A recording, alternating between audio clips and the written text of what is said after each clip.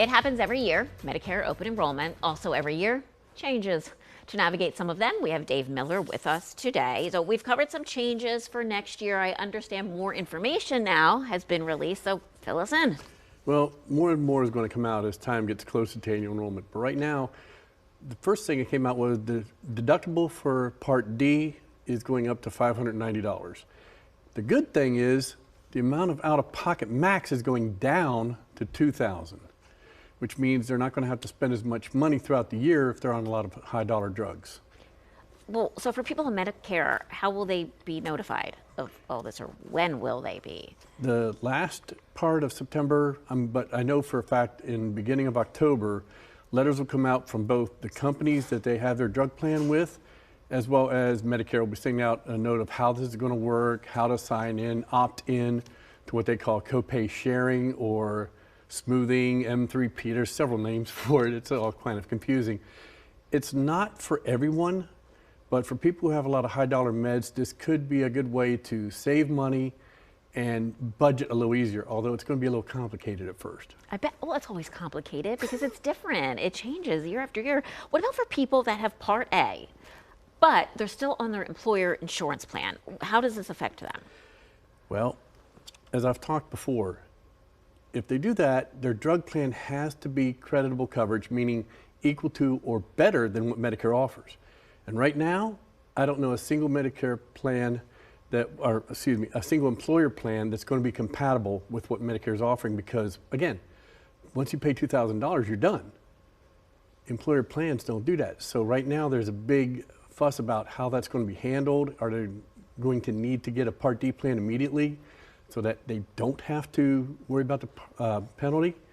And they can enroll in a Medicare Part D plan and still use their employer's plan. This way, they're covered for when this goes through. If they don't, they could face a penalty. I feel like I can hear head spinning out there. I mean, really, because I'm like, whoa, this is a lot. Talk about discount cards. What's their role here? Discount cards are great, except if you use them, it won't count towards the maximum out-of-pocket. So like GoodRx, BRX, all these different discount cards, you can still use them, but it won't count towards your maximum out-of-pocket, meaning you're not really benefiting from the new payment plan and the new program that's coming out with the Inflation Reduction Act. Okay. I guess. Okay. Overloading. Yeah. Well, so stay right here. This portion of Good Day PA was sponsored by Miller Insurance Group. But Dave will be back with us after the break with even more Medicare changes. The following portion of Good Day PA is sponsored by Miller Insurance Group. Dave Miller is going to help us out more with more Medicare changes. You said earlier discount cards won't count. What about PaceNet? PaceNet will still work because they will coordinate with the individual's plan. So if you have a high dollar drug, like a tier 4 drug, and they want a $270 copay, Pace could drop that down a little bit, and then what comes out of your pocket will be reported to the carrier you have, like company A, B, C, or whatever, and you will still count towards your $2,000 out of pocket. Also, I forgot to mention, when we talked about the employers, make sure you get with your HR department and ask them if their plan is going to be considered compatible with the new Medicare. Otherwise, if it's not creditable, you will be suffering a Part D penalty unless you get a drug plan this annual enrollment. Okay, it's just another thing to add to it. It's hard to summarize a lot of things, but is there a quick explanation for how the Part D, the new Part D, will work? 3 easy steps. 1, pretend you're in the donut hole as soon as January 1 comes around. You have your deductible, where you pay 100% of your drugs up to $590. Once you pay that, you go to step 2.